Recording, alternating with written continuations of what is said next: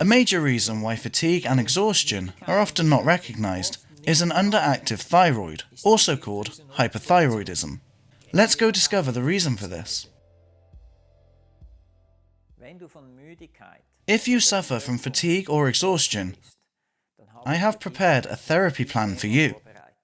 You will find a link to a website in the description box below. Here you will find an explanatory video and a therapy plan that explains exactly what to do and which products to take in order for you to get back on your feet.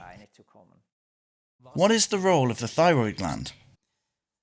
It controls the entire metabolism.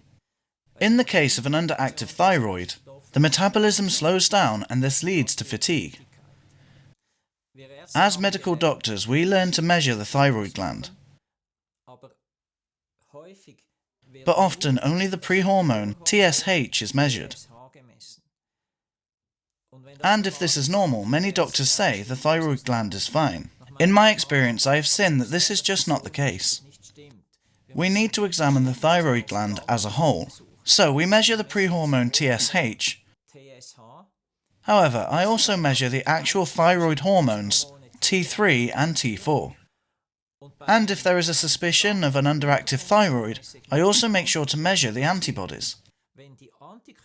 If the antibodies are also positive in the laboratory, we are faced with an inflammatory hypothyroidism, with the name Hashimoto.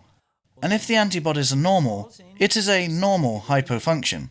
In addition to that, the laboratory values are too broad in my point of view. TSH, as an example, goes from about 0.4 to 4.8. That is a really big field of measurement, and all this is supposed to be normal. That can't be right.